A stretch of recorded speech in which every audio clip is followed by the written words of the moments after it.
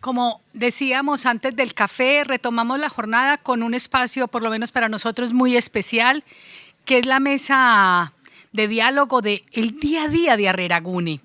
Porque si algo hemos aprendido, como se ha dicho previamente este año, es lo que nos comentó Blanca, Xavier, todos, y es que la acogida es un trabajo cotidiano y entre personas. Entonces escucharemos, en principio eran 5 profesionales, Rubén, como explicaba, Bea, hoy tiene gripe y vamos a hacer todo el circuito como principal de acogida. Entonces tendremos hoy 4 compañeras que nos explicarán cómo trabajan y cómo son ellos muchas veces quienes abren las redes humanas en la ciudad. Entonces yo os presentaré un breve currículum de cada una de las personas que está aquí. En primer lugar tenemos a María Fernanda Cuevas, que es del Servicio de Primera Atención. María Fernanda es técnica de intervención social en el Servicio de Primera Atención e Información de Arreragune. Es psicóloga formada en la Universidad del Rosario de Colombia y con 2 másters en violencia contra las mujeres y en investigación en ciencias sociales. Cuenta con más de 6 años de experiencia acompañando a personas en situación de exclusión, procesos migratorios y sin hogarismo. Su mirada, siempre me lío con la página siguiente, su mirada combina el enfoque de derecho, la perspectiva intercultural e interseccional y una trayectoria investigativa en migración, género e inserción laboral. O sea que tenemos esta doble mirada muy interesante desde alguien que ha venido de fuera, pero también no solo la práctica, sino lo investigativo. Después tenemos la suerte de también contar con Anne Uría Gainzaraín, que es abogada del Servicio Jurídico de Arreragune. Ella es licenciada en Derecho Económico por la Universidad de Deusto y con máster en Abogacía y Práctica Jurídica del Ilustre Colegio de la Abogacía de Vizcaya. Ella suma más de 15 años de experiencia en el ejercicio profesional.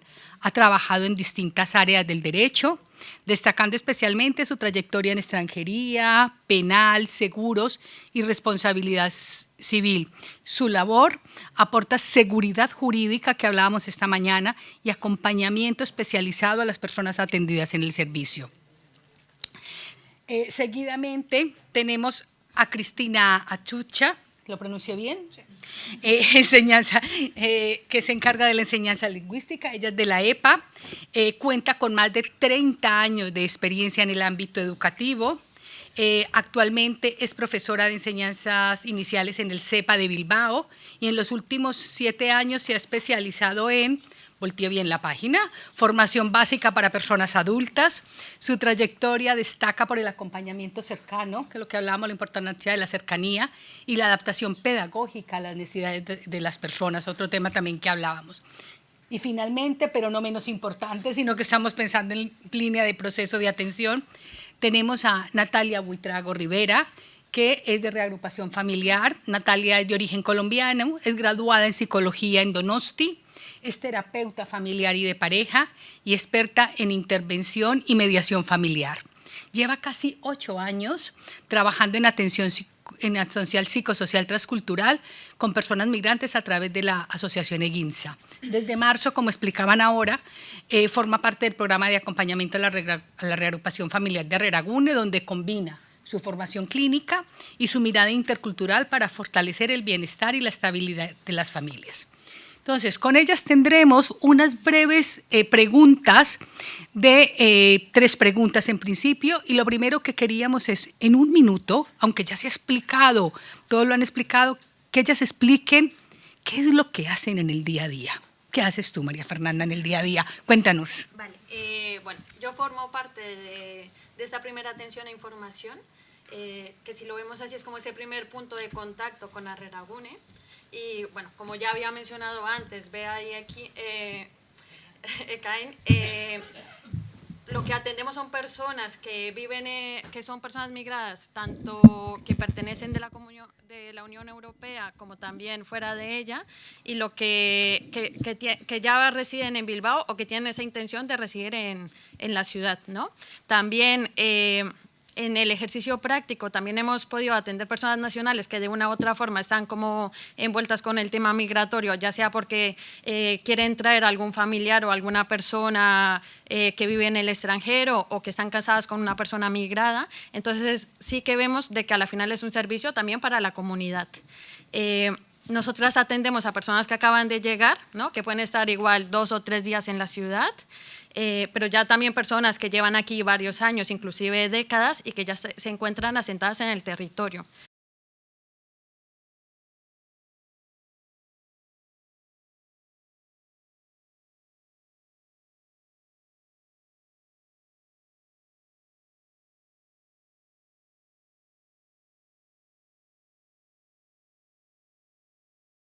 Alto nivel a veces de desconocimiento, de no poder acceder a ciertos recursos y que sí que nos parece que proporcionar esa información en el momento adecuado va a ser vital en sus trayectorias migratorias y que también el hecho de que sea sin cita previa pues nos permite que no estén dando vueltas como en el sistema y que a veces se hagan derivaciones que a la final no van a permitir que no cumplen estas demandas, sino que realmente pues tengan una primera información que sea pues clara y actualizada al funcionamiento de la ciudad, ¿no? Y que también esa misma flexibilidad que nos proporciona esa cita previa, de no tener una cita previa, pues va a ser, por un lado, que pues, poder acompañar a esta persona el tiempo que sea necesario, ¿no? Sí que igual podemos tener intervenciones muy cortas de 5 o 10 minutos porque igual ha sido una duda muy puntual. Pero luego también, por ejemplo, una persona que acaba de llegar, que le estás explicando todo el funcionamiento de la ciudad, los diferentes recursos que hay, pues igual puede ser una intervención que va a llevar mucho más tiempo y que eso nos permite pues, hacer un acompañamiento mucho más personalizado para la persona. Y algo que sí que decimos constantemente es de que no vean de que el servicio es algo de una vez, sino que la idea es que los podamos acompañar en los diferentes momentos y las diferentes dudas que pueden surgir en ese proyecto migratorio. En este primer nivel como de información y de atención, pues a la final lo que abordamos es como un amplio nivel de demandas, ¿no? Que era lo que comentábamos, ¿no? Frente al tema del empadronamiento, frente al tema de la escuela, temas pues también sobre las diferentes vías de regularización de las personas o frente al tema del asilo, y lo que sí que hacemos es poderlas conectar a los servicios adecuados, ¿no? Entonces, yo creo que una parte esencial que hacemos es proporcionar ese acompañamiento personalizado y que realmente pues luego el servicio que corresponda los pueda acoger, ¿no? Entonces, a la final pues queremos como, no llevamos como tal itinerarios, pero sí que podemos acompañar a la persona hasta donde da el proceso. María Fernanda, muchas gracias. Esta mañana nos explicaban que la principal demanda es la jurídica, que es donde más trabajo tenéis, así que contadnos, ¿cómo lo llevas? ¿Qué haces tú en el día a día? Como se puede, pero sí. A ver, desde el servicio jurídico lo que hacemos es, cuando ya desde intervención han detectado la demanda, nos derivan las personas y lo que intentamos es pues, ofrecer asesoramiento a las personas extranjeras que viven en Bilbao o que tienen intención de venir a vivir a Bilbao en cuestiones relativas a toda su situación administrativa y su proceso migratorio.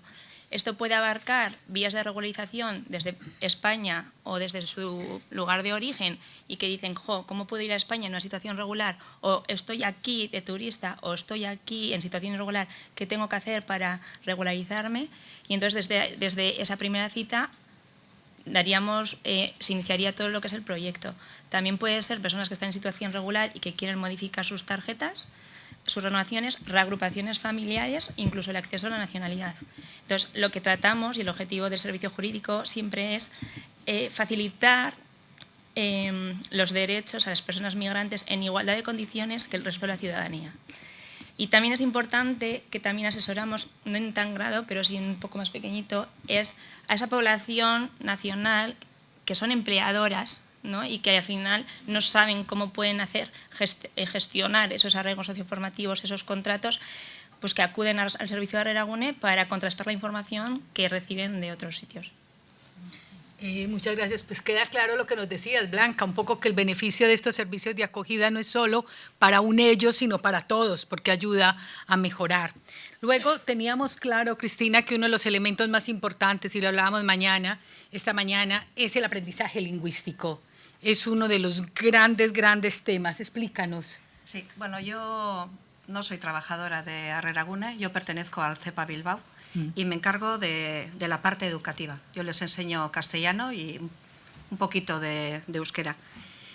La mayoría la mayoría no, todos los alumnos que vienen, todos son migrantes que buscan mejorar el castellano. Yo tengo los niveles iniciales del castellano, los grupos más bajos de castellano que hay. Lo que intento es hacer que se desenvuelven con el idioma, que vayan aprendiendo para desenvolverse día a día un poquito mejor. Y bueno, también tengo que afianzar la lectoescritura con muchos de ellos e intentar explicarles cómo funciona la vida aquí, en el País Vasco. Dentro de este itinerario de acogida, una de las cosas más principales, bueno, lo que yo considero más principal es crearles un espacio seguro, un sitio donde se encuentren a gusto, que vengan contentos a clase, que no sea como una obligación, sino que vengan siempre con una sonrisa, que se olviden de esos problemas que tienen fuera, que son muchos. El castellano es la herramienta principal, pero también apostamos, dentro del programa BEGI, apostamos por el euskera, que no es prioritario, pero sí que se les da unas pequeñas pinceladas para que puedan comunicarse, que puedan entrar a una tienda y decir egunon, eskerrik asko, ¿sí? Un poco para integrarse dentro de la sociedad en la que vivimos. Y bueno, pues eso es más o menos lo que hago. Bueno, más o menos, bastante importante. Sigamos con Natalia. No sé si te paso. No, tranquila, así. ¿Ahí bien? Sí, ¿no? Bueno, yo estoy en el servicio de acompañamiento a la reagrupación familiar y trabajamos con familias que al menos han estado separadas 6 meses y en 2 supuestos. Como decía también antes Bea, previa a la reagrupación, familias que tienen pensado reagrupar a sus hijos, que ya llevan tiempo aquí, están un poco más establecidas, muchas veces lo pueden hacer desde la vía legal, que en ese sentido pues, nos podemos coordinar bien con el servicio de asesoría jurídica, o personas que lo hacen pues, por la otra vía, ¿no? Los traen como turistas, pero ya han pasado muchos años, no quieren que pasen más. Entonces, en esta previa hacemos énfasis en la prevención, porque nos parece muy importante poder trabajar con las familias antes de que lleguen para evitar esos futuros conflictos que se pueden generar por el propio proceso, orientándolas y guiándolas. También estamos y hacemos después de la reagrupación, posreagrupación, ahí trabajamos con la familia sobre todo la regeneración de los vínculos afectivos para que esto facilite que luego se vuelvan a reconstruir como familia, ¿no? Hacemos mucho hincapié en que también estas familias tengan esa integración y sentido de pertenencia en el nuevo entorno. Para ello nos ayudamos del trabajo en red con otros servicios comunitarios. Enfocamos mucho en promover esas identidades y familias biculturales, ¿no? Que puedan, como digo yo siempre, coger lo mejor de su cultura, lo mejor de aquí, hacer como ese mix y que puedan fortalecerse de ello, ¿no? Y también, pues, queremos que las familias vivan este proceso migratorio no solo como pérdidas, ¿no? Porque es empezar de cero, es volver a construir, y cuando han estado separadas, claro, depende de tiempo, puede estar pocos meses o muchos años, que esas pérdidas luego también no solo se enfoquen en esas, sino en las nuevas oportunidades que el nuevo entorno les da. Pues bueno, ya tenemos un primer dibujo de lo que hace gran parte del trabajo de primera línea. Ahora yo les voy a hacer unas preguntas específicas al trabajo de cada uno. Una de las cosas que quien hemos estado en campo sabemos es que una de las cosas más complicadas cuando atiendes es la generación de confianza. Es el gran reto, porque si tú no generas confianza, es que todo este circuito no funciona. Entonces, una pregunta justo tú es, ¿qué retos encuentras? ¿Cómo generáis confianza con las personas desde el primer día? ¿Y qué necesidades estáis detectando? Porque una cosa es lo que la gente te pide y otra es lo que tú detectas también como profesional.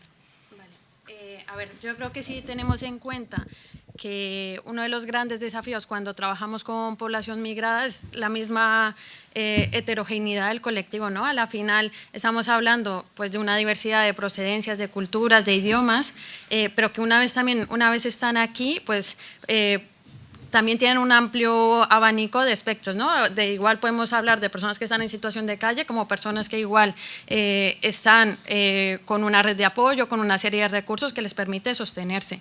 Si entendemos esto, hay igual un elemento que las atraviesa que tiene que ver con toda la parte de extranjería, ¿no? Que no solo tiene que ver con la misma situación administrativa de la persona, sino también lo que tiene que ver con todo este mundillo o este entramado de renovaciones, de modificaciones, de citas, de gestiones administrativas, que a la final lo que producen en la persona pues es no solo este agotamiento emocional, sino también pues a la final lo que van a condicionar pues es su capacidad de formarse, de trabajar, también de moverse y de acceder a ciertas cosas. Entonces, una de las necesidades que notamos pues tiene que ver con tener esa información clara y accesible en los diferentes momentos del servicio, ¿no? No solo desde la parte jurídica, sino también desde esa primera atención e información, porque a la final es algo que condiciona pues, lo que tiene que ver con las oportunidades y el bienestar pues, de la persona. También una de las necesidades como centrales es que desde el primer momento en que llegan las personas vemos de que hay ese deseo profundo de poder trabajar, ¿no? Y que si nos ponemos un poco en los zapatos de esta persona, no solo ese deseo de trabajar viene condicionado a que ese proyecto migratorio, si bien puede ser por una amplia diversidad de razones, pues muchas veces está ligado con ese motivo económico y de querer mejorar su calidad de vida. Entonces, cuando entendemos de que esta persona pues, está buscando cierta estabilidad aquí, pero también viene con unas responsabilidades desde el país de origen, ¿no? Entonces, no solo hay una cabeza, sino también están pensando en las personas que están atrás. Y bueno, luego durante su asentamiento pues, se están enfrentando como también a una serie de barreras estructurales, ¿no?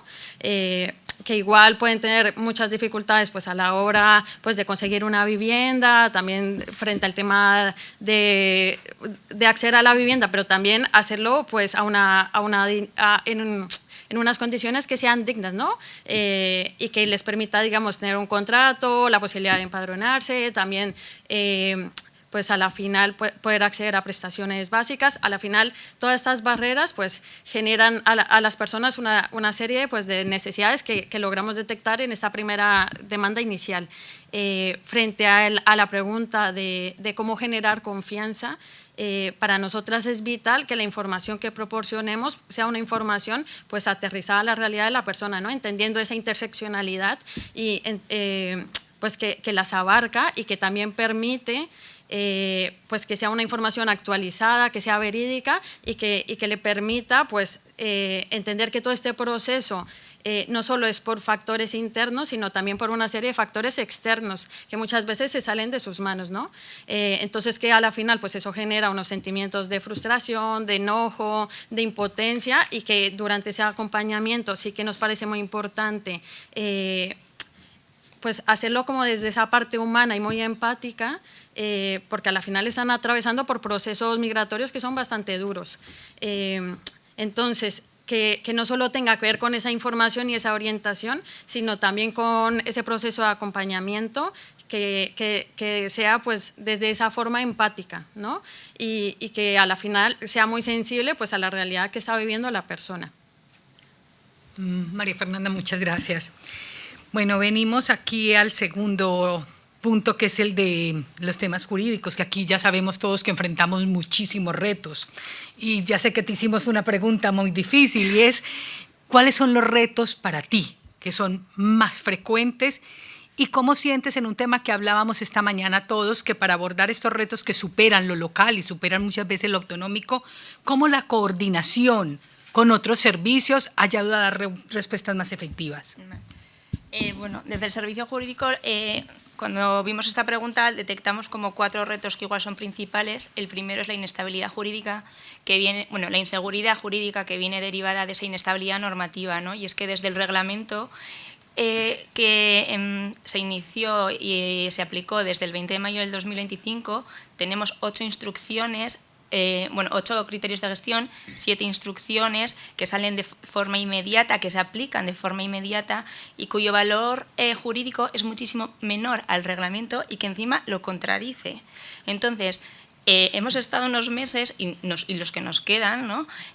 Orientando a las personas con cambios en los criterios de un día para otro. Y claro, yo soy abogada, lo hago desde una situación de privilegio, pero la persona que tengo enfrente se está regulando su vida. O sea, a la gente que ha estado que han sido solicitantes de asilo antes del nuevo reglamento, o sea, tenían un proyecto migratorio que se ha venido abajo por la implicación de un nuevo reglamento, o sea, por la aplicación de un nuevo reglamento que no ha tenido en consideración la realidad de las personas migrantes. Entonces, nosotros, ¿cómo lo gestionamos? Pues con coordinación. Con coordinación, al final, reuniéndote con la oficina de extranjería, en las reuniones que tenemos mensuales con Aholkusarea, SEAR jurídico, que es un acompañamiento brutal, al final lo que nos garantiza es estar actualizadas y que los proyectos en los que vamos a orientar vayan a tener posibilidades de éxito, ¿no? Entonces, para nosotros ese es uno de los mayores retos. El segundo, pues ya estamos, pues coordinar plazos legales, burocracia, institucionales. Todo esto tiene que, ¿no? Con la realidad de la persona. Entonces, un ejemplo, el arraigo socioformativo con el que igual es con el que todos estamos más al día, ¿no? Claro, tenemos un empadronamiento histórico de Toledo, el empadronamiento de Bilbao, antecedentes penales, vigencia de toda esta documentación, informe de integración social que se hace en Gobierno vasco, la matrícula que la tengo que hacer con la CEPA, ¿no? Al final, esta coordinación que tiene que haber entre todas las instituciones, entre todas las entidades, es prioritaria para que estos procedimientos tengan viabilidad. Entonces, al final, a esto, ¿no? Que es este encaje de bolillos, sumamos los retrasos que tiene la Oficina de Extranjería de Vizcaya en resolver actualmente. Tenemos una persona que tiene la oportunidad de tener una oferta laboral y le dice, en 3 meses voy a tener una resolución. Mentira, estamos tardando 6. ¿Qué empleador te va a sostener ese contrato en el tiempo? Pues al final es que tenemos una persona que ha hecho con toda su ilusión, ha movido cielo y tierra para presentar esa solicitud y se queda en aguas de borrajas. Entonces, pues sí, la coordinación es buena, hablar con la oficina de extranjería es buena y los espacios de diálogo son buenos, pero necesitamos, y aquí es donde vemos la carencia, espacios de actuación conjunta, ¿no? Porque propuestas hay muchísimas. Pero si yo voy a la oficina de extranjería, vamos todo a Aholkusarea, vamos los letrados y proponemos que, para estos arraigos socioformativos, ¿por qué no damos una autorización provisional desde el principio, como hay en otras tarjetas, ¿no? Y facilitamos estas contrataciones y facilitamos estas vías de regularización, ¿no? Si esa propuesta no se hace efectiva y no tenemos este espacio de actuación conjunta, nos quedamos en nada.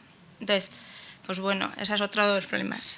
El último ya, la vía telemática, esta imposición que hay de vía telemática y acceso. No nos podemos olvidar, la ley administrativa le deja al administrado elegir, ¿vale?, cómo se quiere comunicar con la administración. Puede ser de forma presencial, puede ser de forma telemática. Y en materia de extranjería nos lo están imponiendo.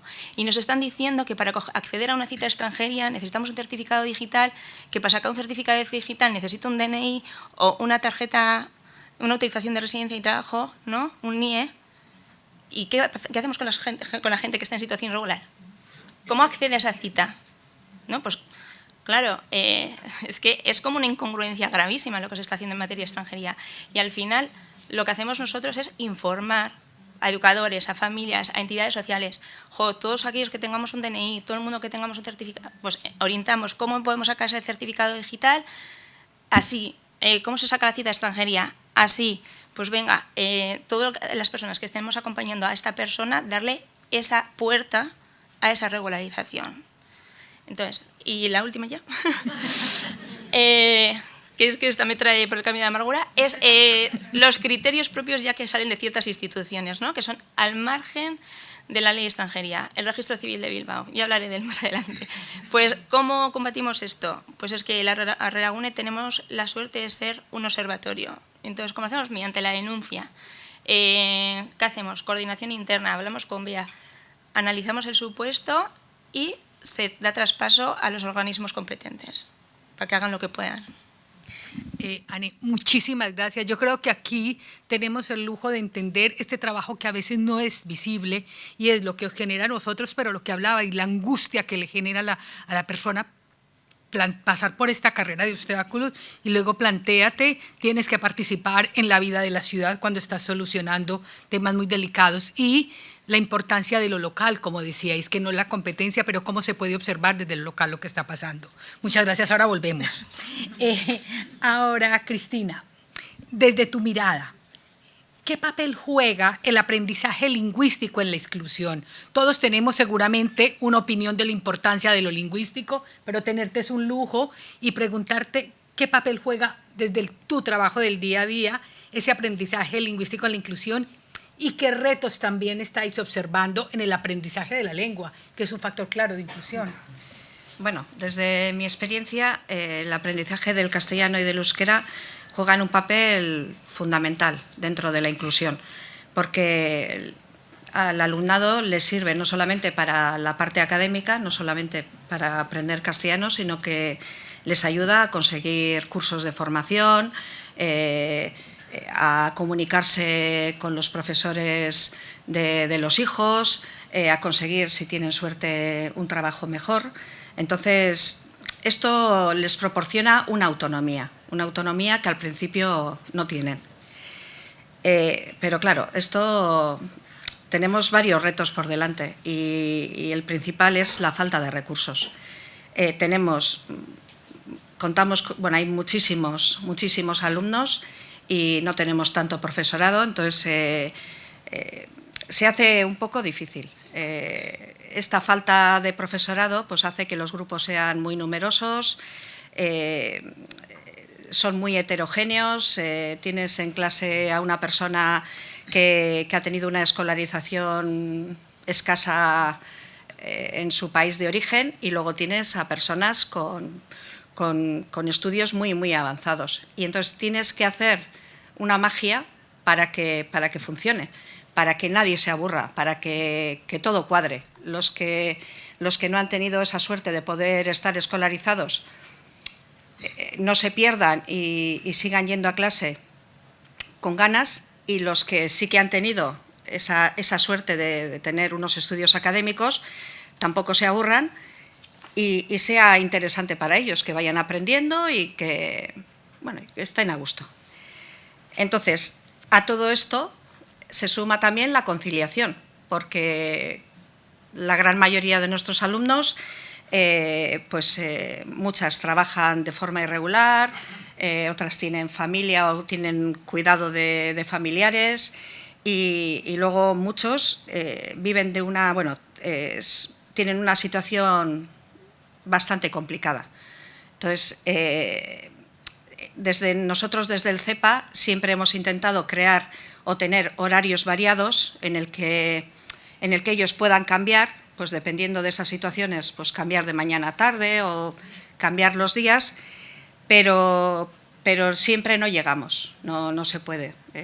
Los recursos son limitados y llegamos hasta donde podemos llegar.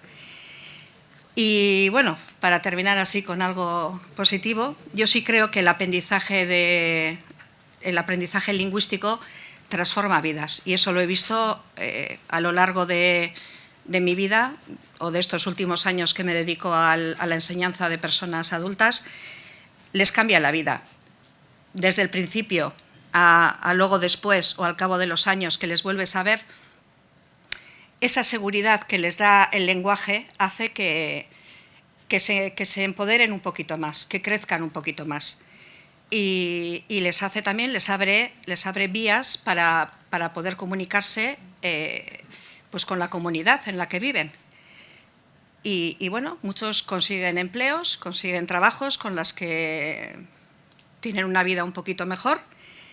Y la inclusión no es solo aprender castellano, es sentirse acompañado, respetado y valorado en la diversidad que cada persona trae consigo. Muchísimas gracias, Cristina. Sí, realmente el tema lingüístico, es prioritario. Natalia, En tu percepción, ¿qué aprendizajes deja esto? No es mi primer año, los meses desde marzo. ¿Qué aprendizajes deja este tiempo y qué retos aparecen en el acompañamiento emocional y social y de las familias que se están reencontrando en Bilbao o que están en proceso de reencontrarse? Yo como aprendizaje diría, trabajando con estas familias desde marzo, la necesidad y la gratitud, ¿no?, de este espacio, de que puedan tener este espacio, ¿no?, para parar un poco de ese frenesí de la vida a veces tan caótica, ¿no?, que supone arraigarse en un país. Yo digo, no empiezan de cero, empiezan desde -100 y depende de qué familias, pues mucho menos. Entonces, en ese espacio pueden parar, volver a encontrarse, escucharse, ¿no? Hablar de situaciones difíciles, de cómo han vivido estando separados, cómo está siendo el encuentro, volver a comunicarse de una manera adecuada, ¿no? Porque muchas familias, sobre todo los adultos, pues quieren seguir con las dinámicas que igual tenían hace 4 o 6 años en los que ya se separaron. Entonces, ahí se genera siempre mucho rechazo, sobre todo por parte de la persona reagrupada, que suelen ser menores, y hay un distanciamiento, ¿no? Entonces, ese espacio que se genera, ese lugar seguro donde poder hablar de todas estas cosas, de lo que hemos vivido, de lo que ha pasado, ayuda y favorece a que vuelvan a reconstruirse, a reencontrarse como familia y a seguir avanzando, ¿no?, en todo su proyecto migratorio. Eso diría yo como aprendizaje. Reto, pues yo creo que cada familia es un reto, porque son muchas familias, son muy diversas, hay diferentes variables que afectan a la reagrupación de una familia. No es lo mismo personas que han estado separadas, yo qué sé, 1 año, a 5, a 8, y entonces tener en cuenta esa variable es fundamental para darles un acompañamiento adecuado. Y es verdad que si diría algo en común que tienen todas las familias es la necesidad de generar en ellas esa conciencia de trabajar este tipo de reencuentros por el impacto que tienen las familias, ¿no? Volver a encontrarse y haber estado separados no es fácil. Entonces, cuando ellos toman ya conciencia de que es importante, porque a veces están priorizando otras cosas que lógico, ¿no? Llegan aquí, pues el empleo para mantener a sus hijos, a sus hijas, escolarizarles, hacer papeleo. Entonces, cuando paran un poco y pueden reestructurar todo esto, luego la familia fluye mejor, puede volver a reconstruirse y no generar en el futuro pues problemas psicosociales, de salud. Y eso es importante. Eso yo creo que generar esa conciencia es fundamental en estas familias. Otro reto, bueno, como hablaba también la compañera, la conciliación. A veces su prioridad, si está en el trabajo, tienen trabajos de jornadas muy intensas, no tienen a veces solo 1, tienen 2, 3. Entonces, encontrar ese espacio para poder hacerlo igual no se puede atender con la frecuencia que nos gustaría.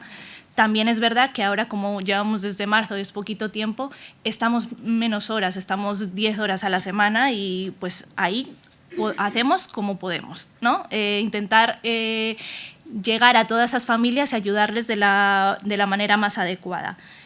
Para mí otro reto súper importante es promover la sensibilización y la participación de la sociedad y de los profesionales en que conozcan las realidades de estas familias, ¿no? Porque muchas veces se les exige a los niños, a los padres, todo como muchas cosas, sin saber que hay una parte que las crisis, los problemas, las dificultades que están pasando personales, familiares, profesionales y estructurales están afectando a su salud psicosocial. Entonces, tenemos que tener como más empatía en esas situaciones para no caer ni en prejuicios ni en hacer un juicio adelantado a esa propia realidad. Natalia, muchas gracias. Justo con tu respuesta estás apuntando a lo que sería la siguiente pregunta. Toda esta mañana hemos escuchado a Xavier, todos hablando de que el modelo vasco de acogida no es solo un servicio. La acogida tiene que involucrar a todos los actores y la siguiente pregunta es cómo cada uno desde su trabajo justo identifica la necesidad de creación de redes ya sean familiares, comunitarias, institucionales, y qué creéis que habría ya más o menos, habría que hacer para reforzar que las personas que se atiendan tengan unas redes más sólidas y unos espacios de interacción también más significativos para ellos y para todos. Vale, a ver, yo creo que la necesidad de crear redes pues está desde ese primer momento, ¿no? Usualmente cuando la persona migra, pues lo primero que se fractura pues tiene que ver pues con esas redes familiares, con esas amistades, inclusive con el mismo vecindario, pero también todo lo que tiene que ver con el funcionamiento de la ciudad, ¿no? Todo ese entramado institucional, también de esas lógicas administrativas que tienen en su país de origen y que cuando llegan a una nueva ciudad pues es como un mundo bastante desconocido y que cuando las personas llegan o vienen solas o se encuentran con unos círculos sociales que son muy estrechos, ¿no? Entonces, si bien las personas cuando migran, desde mi parecer, a la final es una decisión como muy valiente, porque a la final estás dejando y también estás atravesando por un montón de duelos, pues aparece esa necesidad pues, de construir redes también para solventar esas necesidades esenciales, ¿no? De vivienda, de trabajo, de educación y también pues, a nivel social. Y si bien ellos vienen con esa idea de empezar de cero, ¿no? Que empieza a reconstruir una nueva vida pues, en un país que es totalmente ajeno a ti y a una nueva ciudad que funciona de otra forma, yo sí que considero que es importante pues, el fortalecimiento pues, tanto de las redes comunitarias como de las redes institucionales, ¿no? Vemos que usualmente en ese primer momento de llegada sí que tiene un gran valor esa red comunitaria porque a la final para estas personas es ese espacio seguro que les permite familiarizarse al contexto, que les permite, les da una sensación de asentamiento y de un lugar donde no se encuentran solas, pero es verdad que todo el peso no puede caer en las redes comunitarias, ¿no? Y yo creo que tenemos desde la parte institucional un gran reto que es acercarnos y también que no solo sean las personas que lleguen a nuestros servicios, sino también ver la forma en cómo nosotras nos podemos acercar a ellos y cómo podemos empezar a especializar ciertos servicios a la complejidad de vidas y de cosas que los interpelan. Y que durante esa facilidad de crear estas redes, pues también tenemos que cubrir una serie de recursos materiales, porque a la final, si no hay esa cobertura de esas necesidades primarias, pues a la final pues lo que estamos tendiendo es a la misma precarización y vulnerabilidad de las personas. Entonces yo creo que una parte importante tiene que ver con poder acercarnos, pero también hacerlo desde esa empatía y esa escucha y de entender pues que a la final están tomando una decisión que ya lleva un desgaste emocional, pero que también durante su asentamiento se están encontrando constantemente con una serie de condicionantes estructurales que hace mucho más complejo y que a veces el mismo estructurado administrativo, pues con tiempos, a veces con el hecho de una cita, también con una serie de requisitos, pues a la final lo que dificulta es el acceso a las personas y sin querer pues lo que lleva es a un círculo vicioso donde las personas no pueden tener un bienestar. Ani, muchas gracias. Vale. Nosotros la necesidad de crear redes nace desde un compromiso claro que creemos que es el de fomentar que la sociedad, tener una sociedad, ¿no? Formada en materia de extranjería, ¿vale? que no sucumba y que rechace pues, esos miedos y esas desinformaciones que tenemos en la actualidad, ¿no? Al final nosotros creemos que explicando los obstáculos con los que se encuentran las personas migrantes en todo su proceso migratorio, es cómo vamos a romper esos perjuicios de la sociedad. Y es cómo vamos a favorecer la creación de esas redes comunitarias y que esas redes sean sólidas. Por otro lado, en un contexto tan inestable en el que estamos jurídicamente hablando, claro, no podemos exigir a las instituciones, a los empleadores, a las entidades sociales que tengan proyectos adaptados al último criterio salido ayer. Entonces, ahí es cuando sale nuestra red, cuando aparece igual Arreragune, ¿no? Y al final nosotras lo que estamos percibiendo desde que abrimos es, pues en el tema de las contrataciones, por ejemplo, cómo empleadores nacionales acuden a Arreragune para informarse y contrastar esas informaciones y cómo nos están teniendo como un espacio de referencia. También con entidades o centros educadores sociales, ¿no?, que acuden porque saben que es un sitio seguro donde la información que se le va a proporcionar es veraz, actual y sobre todo transparente. Y entonces es en esas redes que están basadas desde mi punto de vista en la confianza, donde vamos a conseguir que los proyectos migratorios pues sean satisfactorios y la integración sea real. A nivel institucional, pues esto es una cojeamos, o sea, lo siento muchísimo, pero cojeamos, hay falta de fluidez, hay falta de accesibilidad y muchas veces es porque hay instituciones que son inaccesibles. O sea, para nosotras como servicio jurídico sería prioritario tener redes con Policía Nacional, con embajadas, con consulados para favorecer todos estos proyectos, pero es que no encontramos la forma muchas veces. Hay embajadas que son muy solidarias y se han acercado, pero hay otras que igual son más importantes porque tenemos más perfil migratorio de eso y no podemos. Entonces, lo que decía Mafe, no, María, al final, hay que crear redes, ¿no? Pero es importante que la mirada de la persona migrante se incluya en esa creación de las redes, ¿no? Porque muchas veces yo lo que siento es como que hay una falta de prisma.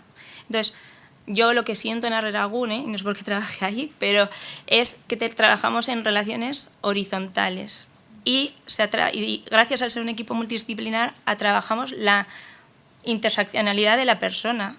Entonces, a mí el tener a intervención a Natalia en reagrupación, a Rubén en orientación, me facilita terriblemente poder dar una respuesta inmediata y muy ajustada a la realidad de la persona. Entonces, pues más o menos eso es. Muchas gracias, Anne. Cristina. Bueno, yo veo que la creación de redes es fundamental para la inclusión. Cuando vienen, nuestro alumnado cuando viene no viene solamente a aprender castellano. Lo que quieren es reconstruir su vida, tener una vida mejor y sentirse parte de una comunidad y buscar una estabilidad. Entonces, el aprendizaje formal es muy importante, pero las redes son también muy importantes, porque es parte de ese aprendizaje. La red familiar, la mayoría de nuestro alumnado tiene una red familiar bastante débil. La mayoría han venido solos, han migrado solos, otros tienen igual familiares en otros países y bueno, los vínculos suelen ser bastante frágiles.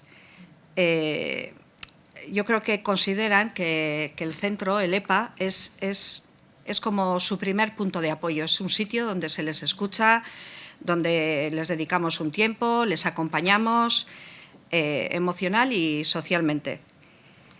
Y así empiezan a contactar también con otras personas de diferentes sitios, con diferentes experiencias, y ya empiezan a crear su propio lugar, ¿no?, su propia comunidad. Luego, en cuanto a la red comunitaria,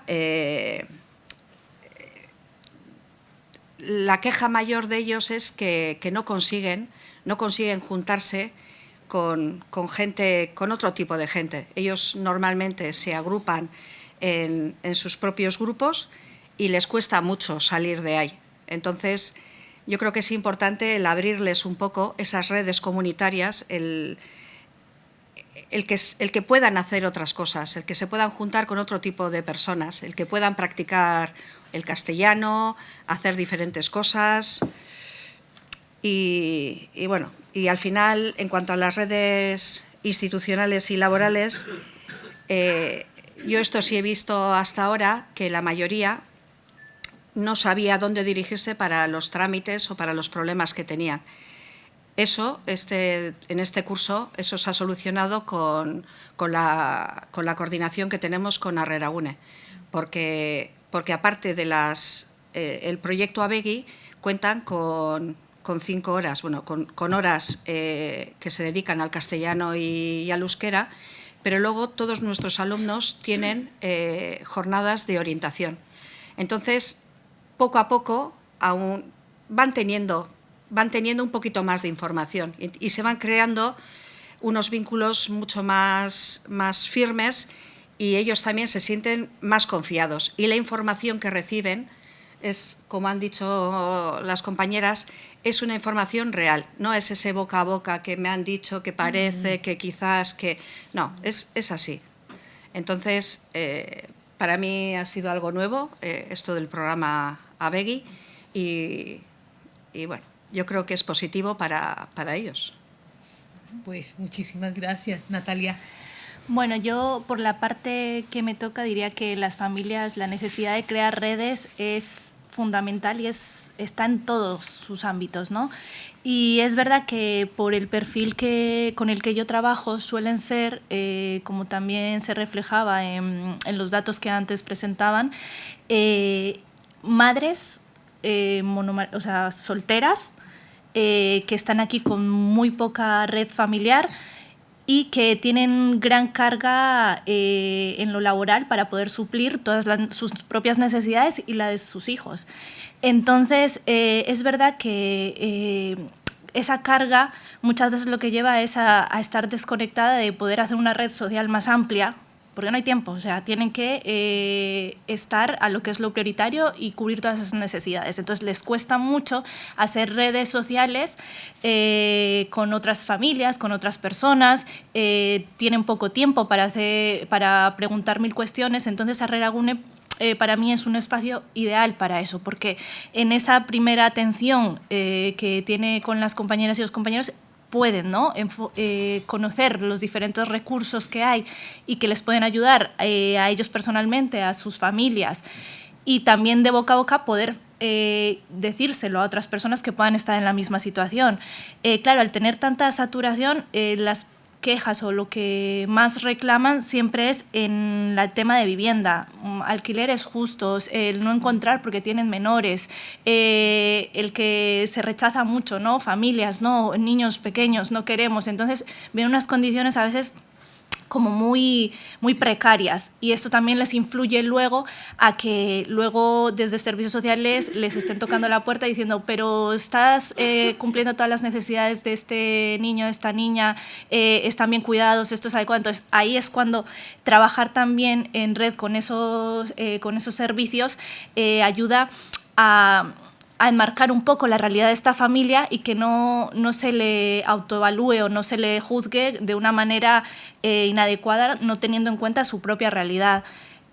Otra cosa que constantemente, ¿no?, llevan a sesiones con mucha preocupación es el tema de los cuidados, por lo que os decía, tienen que estar tantas horas fuera, ¿qué hago con el crío? ¿Qué hago con la cría? ¿Qué instituciones o qué asociaciones me pueden ayudar para que tenga más tiempo libre cubierto porque no tengo a alguien que le recoja o que no puedo llevarle al cole y entonces ya me van a decir? Entonces, generar estas redes es súper importante por eso, pero a veces la realidad de ellas es este ritmo tan rápido que no les deja, ¿no?, parar.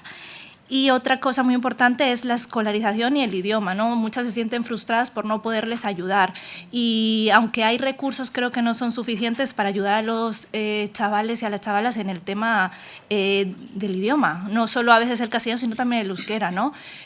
Cómo les cuesta a ellos, ¿no? El malestar que muchas veces sienten al no poder o al sentirse que se quedan atrás o que si antes eran excelentes estudiantes en sus países de origen, aquí se quedan más relegados a la esquina o los que están suspendiendo. Entonces, todo esto las familias lo reclaman y yo creo que un reto es que también se puedan generar espacios seguros donde ellos puedan no sentirse juzgados, sentirse entendidos y que puedan acercarse, porque como hablaba también Anne, es importante que nos acerquemos a ellos, pero también generar un espacio seguro para que ellos puedan acercarse y no sentir que van a estar señalados o sentir que no pueden contar con esa ayuda, sino en vez de ayudarles que les van a castigar, ¿no? Muchos siempre tienen el miedo, el temor a quedarse sin sus hijos, a que se los vayan a retirar. Entonces, que la red que hay de acompañamiento que sea segura, y eso yo he visto el impacto de Arreragune, ¿no?, en esa seguridad que se le transmite de parte de todo el equipo. Pues con esto vamos terminando la primera ronda. Pues yo me he quedado sin palabras, así que muchísimas gracias. Me queda una sensación de qué gran trabajo se está haciendo, pero también qué capacidad y qué compromiso el vuestro para mostrar también todos los retos de gobernanza multinivel y multisectorial a lo que nos estamos enfrentando. Y ahora, al fin y al cabo, cuando atendemos, somos profesionales, pero somos personas. Somos personas que estamos atendiendo a otras personas y quisiéramos acabar esta mesa de diálogo, podríamos también preguntar muchas cosas, os pedimos una situación concreta, es una anécdota, en que hayáis sentido que Arrearagune marca una diferencia en la vida de las personas, ya más o menos, pero quiero nombres y apellidos en la vida de las personas, en la coordinación con otros servicios o en la convivencia en la ciudad. Y si queréis, también una situación que muestre un reto que os haya hecho pensar en cómo mejorar. Así que… Vale, claro, desde nuestra experiencia diaria, pues sí que sentimos que marcamos como esa diferencia acompañando a las personas, ya sea desde una primera llegada como también durante su proceso. Así que se me ocurra, ¿no? Teníamos el caso de una familia rumana que…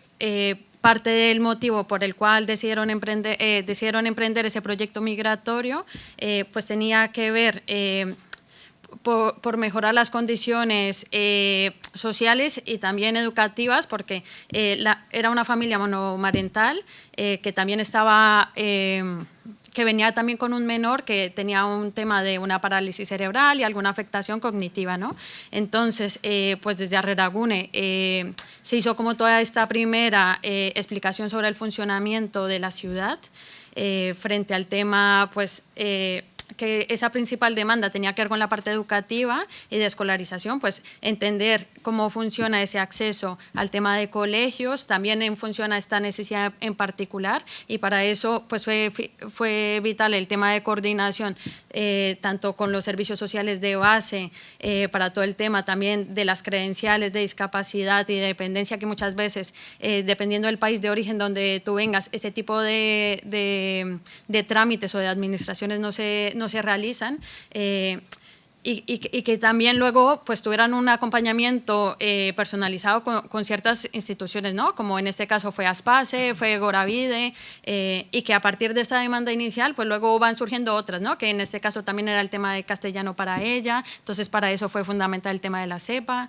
y también todo un tema de vivienda, porque a la final pues una persona que acaba de llegar pues… o sea, empieza con una demanda, pero luego se va ampliando ese abanico pues, de necesidades que van teniendo, ¿no? Y yo creo que por la misma diversidad que tenemos del servicio, no solo me cuesta como bastante contar como solo una situación, porque es verdad que no solo tenemos esa atención a las personas que acaban de llegar, ¿no? Que inclusive a veces nos llegan con las maletas de viaje o con muy pocos días, de 2 o 3 días de recién llegados, sino que también durante ese proceso de asentamiento y de establecimiento pues se van encontrando una serie de barreras. Por ejemplo, por decir algo, pues también atendimos un chico marroquí que tenía un tema de alojamiento, o sea, que tenía un contrato y estaba residiendo en una habitación, sin embargo, por problemas con el casero, pues se le estaba pidiendo desalojar antes, incumpliendo el tema del contrato, ¿no? Entonces, para nosotros sí que fue importante esa coordinación con Bizilagun y también con GAS, donde con GAS recibieron un acompañamiento jurídico y a la final, desde ahí le hicieron un escrito para proteger como sus derechos y a la final, pues él pudo permanecer en la vivienda, ¿no? Y también tenemos casos donde pues suele ser como bastante complejo, porque igual teníamos una persona mayor de origen subsahariano que era una persona que se encontraba sola, que él comentaba pues que necesitaba como una serie de apoyos en casa, también tenía un tema pues de una discapacidad inferior al 65% y que tenía también como que no contaba con unos puntos de movilidad, ¿no? Y a partir de esa coordinación que hicimos con los servicios sociales de base, pues a la final pudo tener ese apoyo en casa, pero también pues a la final ahora pues cuenta con una silla de ruedas eléctrica, entonces sí que vemos como esa mejora. Y también como que me parece importante también destacar que también hemos tenido casos donde hemos apoyado a personas que también han decidido retornar voluntariamente, ¿no? Y recuerdo, de hecho, con bastante cariño una familia chilena que venían también pues con una menor, e incluso también se habían traído a su mascota, y bueno, ante una promesa de trabajo que a la final no se formalizó, y estaban viviendo en una situación bastante compleja en temas alojativos, donde estaban sufriendo como una serie de acoso y de amenazas por parte del casero, y esa situación se empezó a escalar. Nos coordinamos bastante bien con los servicios sociales de base, también hubo una acción del SMUS, y a la final, por esta situación al límite, pues las personas decidieron regresar, ¿no? Entonces ahí fue fundamental pues el apoyo con la OIM, y que a partir de todo ese mismo desgaste y de eventos traumáticos que han tenido por la misma experiencia, pues hicimos una coordinación también con SEAR para todo el tema de apoyo psicológico. Entonces creo que también cuando hablamos de estos retornos, pues que se hagan en condiciones dignas, entendiendo que es un proceso que es bastante complejo a nivel emocional, y que se pueda hacer pues con garantías. Gracias, Mafe. Perdón. Ani. Vale. A ver, yo como hecho concreto, así, ¿no? Hemos decidido que comunicar que al final, desde mayo del 2025, estamos teniendo un problema con el Registro Civil de Bilbao. Bueno, y es que estamos detectando como personas cuyos hijos nacen en España, ¿no? Y son personas que no están en una situación regular. El Registro Civil de Bilbao ha decidido pues no recogerles esas solicitudes. No tienen fundamentación jurídica alguna, ¿vale? Pero claro, llegó esa demanda a Reragune. Nos pusimos en contacto pues con AOLCU, con SEAR, en su día también hablé con el SAIER, y vimos que era una iniciativa que se estaba atendiendo a nivel estatal. Sí que es verdad que no en todos los registros, pero sí en muchos. Y esta decisión unilateral de los registros vulnera los derechos de los niños, ¿vale? O sea, hay que partir de ahí. Entonces, la nacionalidad española por simple presunción, si no lo sabéis, es cuando pues nace un menor en España y sus progenitores son apátridas, o su propia nacionalidad, o sea, la regulación de su propia nacionalidad no les otorga esa nacionalidad. Entonces, España, para que no se queden estos niños en esa situación de vulnerabilidad, otorga esa nacionalidad por simple presunción. Pues bueno, los registros han decidido, en base no recoger esta información. Desde Reragune se optó hacer un escrito, elaborar un escrito con toda la normativa vigente y aplicable, y con una denuncia a esos derechos que se estaban haciendo, porque no son derechos de sus progenitores que están en situación irregular, es un derecho de ese menor. Entonces, se hizo el escrito, y lo que hemos conseguido es que a partir de ahora se le recoge esa información y tienen una denegación. Pero claro, si yo tengo una denegación, puedo acudir a un procedimiento judicial, recurrir y que un juez me dé la razón, ¿vale? Entonces, es que es muy importante este hecho. Entonces, pues eso, al final se trata de a estas personas que en su momento ni siquiera se recogían la documentación, pues darles una herramienta, ¿no?, para que ese niño tenga una situación y para que tomen una decisión, porque igual es verdad que acudir a un procedimiento judicial no es fácil, pero al menos darles las herramientas y la posibilidad de que decir, este camino lo tienes, es tuyo, es de tu hijo y lo puedes utilizar. No obstante, y una cosita, esto ya sé que es para barrer para casa, pero para mí yo creo que donde marcamos la diferencia, Reragune, yo que, ¿no?, leo las encuestas y tal, a mí me flipa el equipo humano que tenemos. O sea, igual me emociono y todo, pero es que es verdad. O sea, es verdad. Yo vengo muchas veces de la empresa privada y tal, y la implicación que tiene todo el equipo, desde la administración hasta la coordinación de BEA, que nos apoya y nos da alas para hacer un montón de cosas, hace que trabajemos la interseccionalidad de las personas. O sea, y trabajemos de una forma inmediata, dando recursos inmediatos a unas necesidades reales. Y poder dar, o sea, y es que para mí la palabra acogida en Reragune no es que es lo que estamos hablando, no es acogida, es que sí, es como algo muy bonito, es algo como muy familiar, y para mí es transgresor. Creo que la forma en la que lo estamos haciendo es transgresora, porque no es normal que en las encuestas de satisfacción la gente, de las cosas que diga es que le sorprende el trato. No es que le sorprenda que le haya solucionado el problema, porque muchas veces no podemos. pero que la persona migrante en una observación te diga, me sorprende la calidez y el trato, es muy duro. O sea, porque nos podríamos sentir orgullosos de ello, pero lo que te está diciendo es que no es lo habitual y tenemos un problema. Total. Bueno, pues...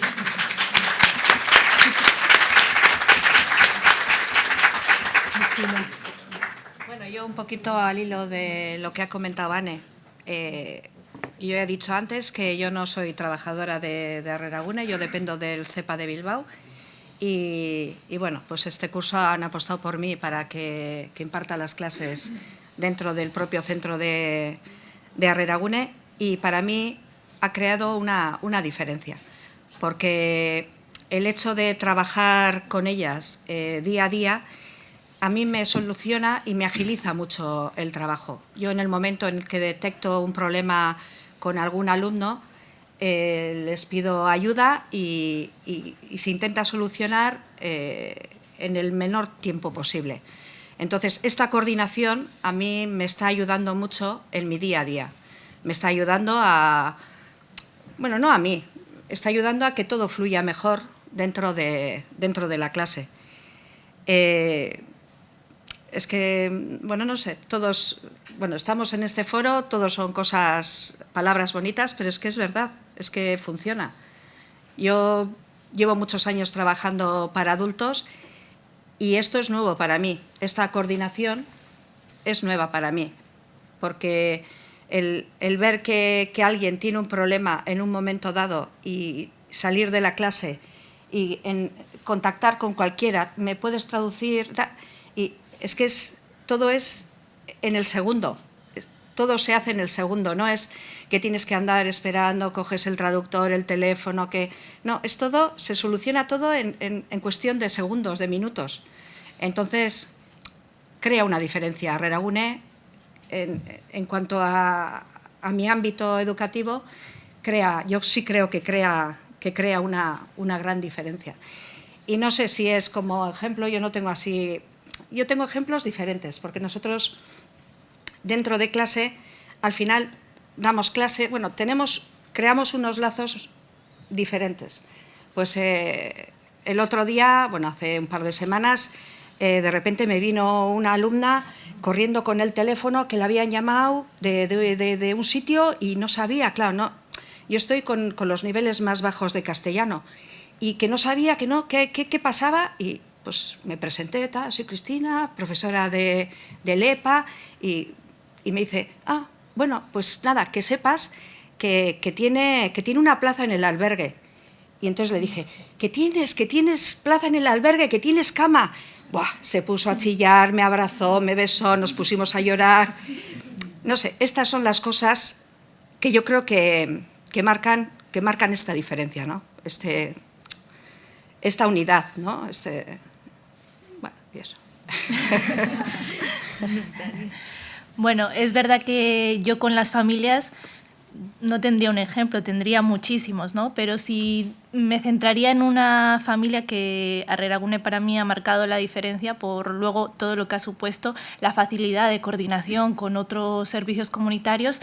Se trata de una madre, familia monomarental, con un niño que lo conocí, llevaba 6 meses de que lo había reagrupado. Habían tenido 5 años de distanciamiento, con lo que supone eso que si el chaval ahora tiene 11 años, pues lo dejó siendo muy, muy pequeñín. Entonces, en un encuentro de que se acercaba una asociación para presentarnos un programa que podía servir a las familias, nos dimos cuenta que también estábamos con el mismo caso, ¿no? Que estábamos trabajando con las mismas personas. Entonces, para favorecer esa riqueza y para ayudar de una manera más adecuada a esa familia, se hizo una coordinación entre los diferentes profesionales que estábamos interviniendo, porque a mí me lo había derivado Servicios Sociales ese caso, y fue muy bonito, ¿no? Porque se puede... entender la situación de la familia de otra manera, buscar qué recursos o cómo ajustarlo más a las necesidades que están planteando, ¿no? ¿no? Porque esta madre sí verbalizaba que tenía miedo a que ella, que era la que había estado tocando las puertas para mejorar su situación y la de su hijo, que no sentirse, pues eso, que evaluada, juzgada, que lo estaba haciendo mal, que no estaba generando las medidas de protección suficientes. Entonces, en esa misma reunión sí se planteó todo esto, ¿no? Porque la escuela también participaba y decía, es que el chaval presenta muchas dificultades, ¿no? Y luego entender desde dónde se movía ese chaval, las vivencias que había tenido en país de origen, cómo había sido de traumático, ¿no? La separación, el vivir allí en unas condiciones muy duras, y el reencuentro, el volver a encajar con su madre, todo esto, pues les estaba, esta coordinación hizo que fuera y que esté siendo como más fácil, ¿no? para esta familia. Y yo creo que eso es lo bonito y lo que marca la diferencia en Arreragune, ¿no? Que igual como hay más, ya saben que está este servicio, saben que pueden contar con él, vienen, cuentan también lo que tienen y las sinergias que se pueden crear trabajando conjuntamente. Ostras, no sé, yo solo agradeceros este espacio, agradeceros la oportunidad de escucharos, y ahora va a ser difícil seguir la parte siguiente después de escucharos. Muchísimas gracias.